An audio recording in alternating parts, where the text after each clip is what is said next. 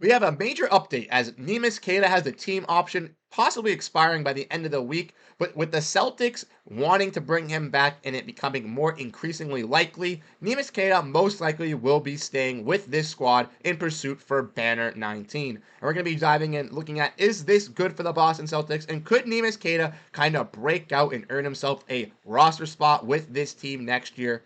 All of that and more on this episode of Celtics Digest. I'm Bruce Velez. You guys have been absolutely fantastic, killing these videos, absolutely smashing the like button. So I'll ask you guys again, make sure to stay up to date as this is the daily place for Celtics news for you guys with the offseason being so abundant. The draft is tonight and we'll have coverage following the draft with what the Celtics do. Without further ado, though, let's dive into the topic at hand. Make sure to grab a snack. And like I mentioned in the introduction, Neemias Queta most likely will be coming back with this Boston Celtics team as he has a $2.2 million player option that is most likely going to get picked up. If we want to look at this Reddit post, it's courtesy of Keith Smith, NBA, who does a fantastic job covering the NBA for Spot Track, but used to work for Celtics blog and cover the Boston Celtics. But he said in his deep dive, kind of going over this Celtics team, that they are likely to pick up their $2.2 million team option for Neemias Queta. He could be the team's third center next season, or at very least be a nicer, deeper option at the 5. And I would totally agree that this is a smart move by the Boston Celtics.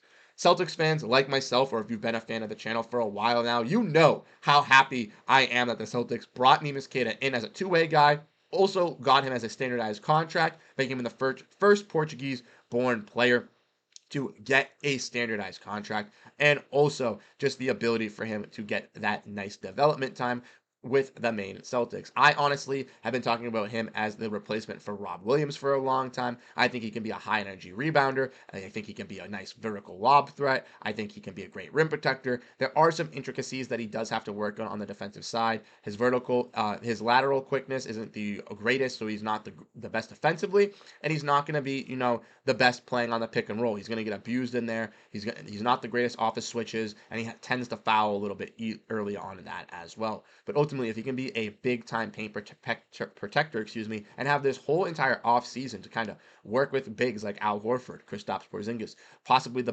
big that they bring back in either Xavier Tillman or Luke Kornet, that allows him to get some developmental time alongside those guys and get some practice in that facility. Let's not forget that Neemias Queta was brought at the end of the two-way signage deal, so that's why he didn't have the full entire offseason to kind of grow with this club. But kind of diving in and looking back more at Neemias Queta, we can obviously see that it would be smart for the Celtics to pick up his $2.2 million player option due to the fact that he is, one of our better younger guys on this team, and we're strapped into the second apron already.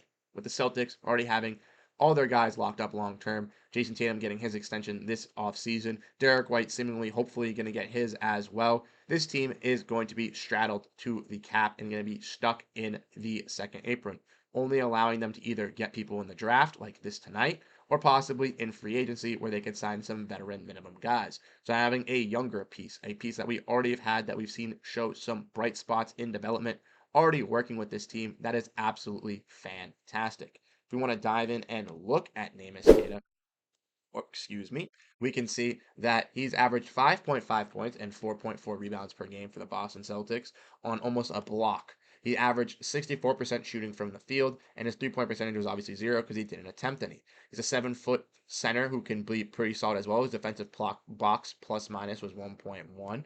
And I think that a guy like Neemias Queta could be an impactful piece for the Celtics team in the future if he truly develops into a solid guy. I think he can be, like he said, that third center for this team this year behind Horford, behind obviously uh, Kristaps Porziņģis, behind obviously Luke Kornet and Xavier Tillman if they bring both of them back or one of them back. But then after that, him and Jordan Walsh can be those, third string guys that could get, the games that are big blowouts, or possibly if there's an injury, they get to go in and kind of show out. And that's what I want to see. We want to look at Neemias Queta's stats. The really main time he really popped off and really jumped out was in January when Luke Kornet and Kristaps Porziņģis were both injured. And that's where we saw him kind of dominate. Throughout this month, he got a sporadic of big time games, especially in that Western Conference road trip, where if you look at the 4 games between Golden State and Los Angeles Lakers, he averaged 2 double-doubles. He got 2 double-doubles in those games and averaged a double-double between those 4 contests. So if he does have the option, if he does have the minutes, if he does have the time, he can blossom, he can grow. He has shown this for us throughout the regular season. And then even though it is the regular season and you might be like, oh, that's not key playoff minutes. Oh,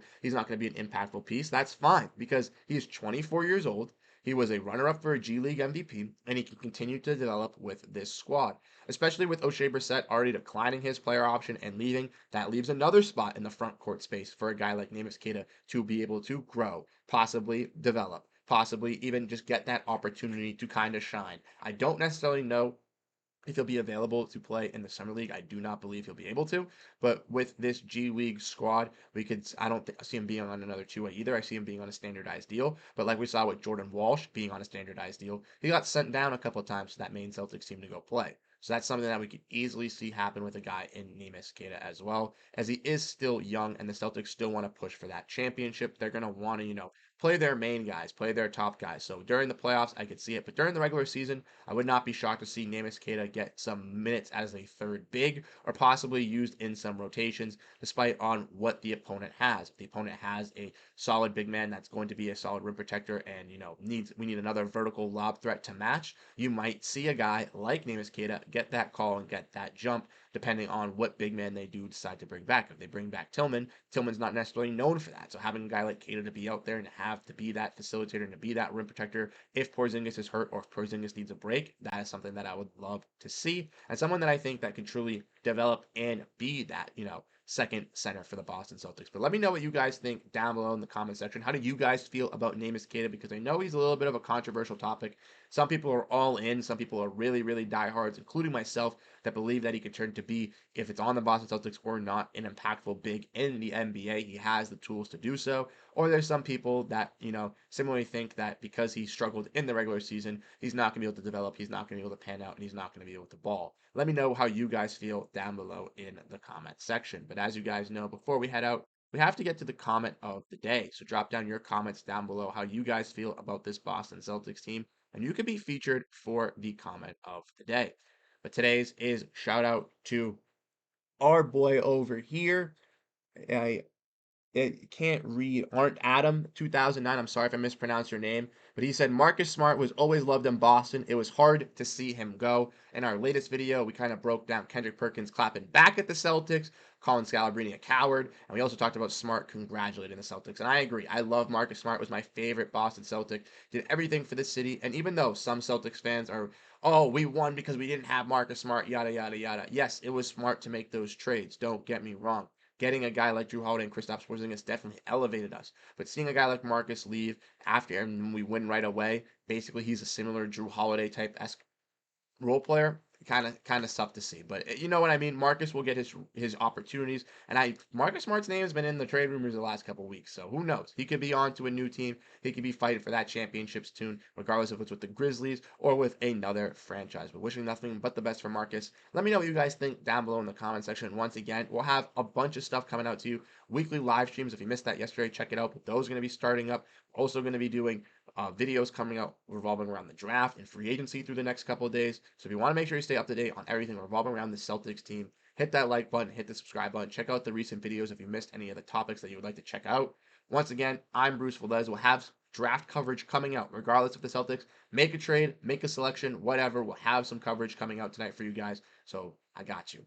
Once again, I'm Bruce Veliz. Thank you guys so much for tuning in. Your support has been absolutely unmatched, and I can't believe that we've been excelling so gratefully since the Celtics have won Banner 18. But once again, I'm Bruce Veliz. Thank you guys so much. I'll catch you guys in the next video. Peace out. Have a great rest of your day, and go Boston Celtics.